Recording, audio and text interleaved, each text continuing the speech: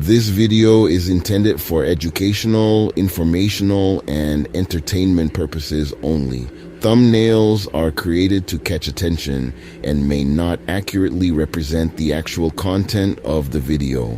Content includes opinions and information gathered from public sources and personal parenting experience.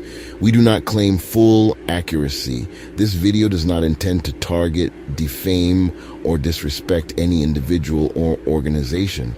I am not a licensed child psychologist or family therapist.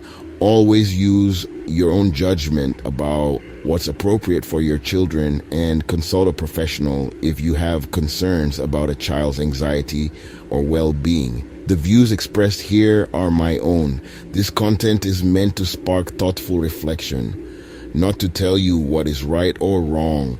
Please watch with an open mind.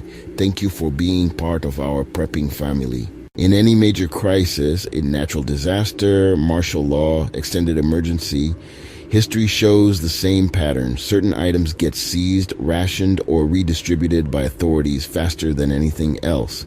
These are 12 things you want stored discreetly, not sitting in plain sight. Number 6 is the one most people never think to hide. Quick note before we start. This isn't about conspiracy theories, it's about documented history. FEMA, wartime rationing, and past disasters all show the same. Items get controlled first. If you find this useful, subscribe because I cover practical prep like this regularly. Let's go. Item 12, firearms and ammunition, starting at 12. And this one's well documented. During Hurricane Katrina, firearms were confiscated from law-abiding residents under emergency orders, a fact that later led to federal legislation specifically banning that practice. Know your local and state laws, store your firearms securely, and don't advertise what you own. Item 11, large fuel reserves.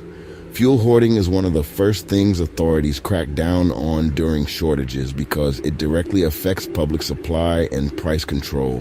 If you store extra fuel, keep containers in a secure, non-obvious location, and know that large visible reserves can draw attention during rationing periods. Item 10, bulk cash. In any banking disruption or emergency, large cash withdrawals get flagged, and cash on hand can become a target for both authorities and opportunists. Keep reserves modest in small denominations and split across multiple secure locations rather than one obvious stash. Item 9, generators.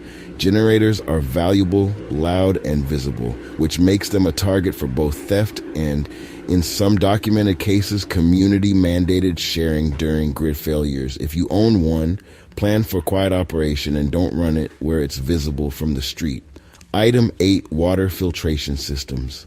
During water crises, filtration equipment has been treated as a shared community resource in some local emergency responses. If you own quality filtration gear, keep a portion accessible for household use and store backup separately, not all in one visible kit. Item 7, medical supplies and prescription stockpiles. In extended emergencies, medical supplies get prioritized for redistribution to hospitals and shelters. If you've built a personal stockpile, especially prescription backups, keep it private. This isn't about breaking any law. It's simply about not having it visible to anyone doing a supply count. Item 6, seeds and gardening stock. Here's the one most people miss. Heirloom and non-GMO seed stockpiles became genuinely difficult to find during 2020, and long-term food security experts consider seed access a critical, overlooked resource.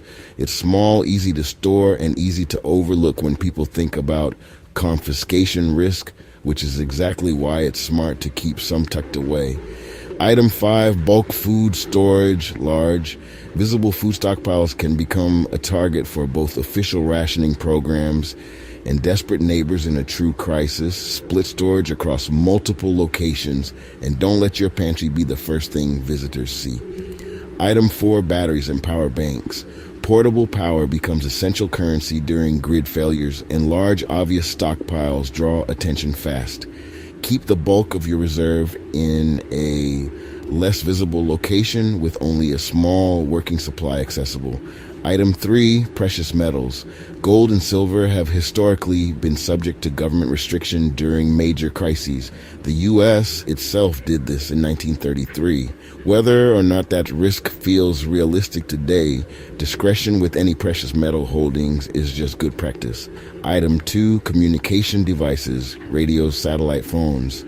During martial law-style emergencies, independent communication devices have historically been restricted or monitored because they bypass official information control, keep backups, and don't rely on a single visible unit. Item 1, your emergency plan itself, and number 1, the knowledge of your own plan. The single most valuable thing you have isn't a physical item at all. It's the information, where your supplies are, how your family will communicate, and what your evacuation plan is. Don't post it online. Don't overshare it with acquaintances.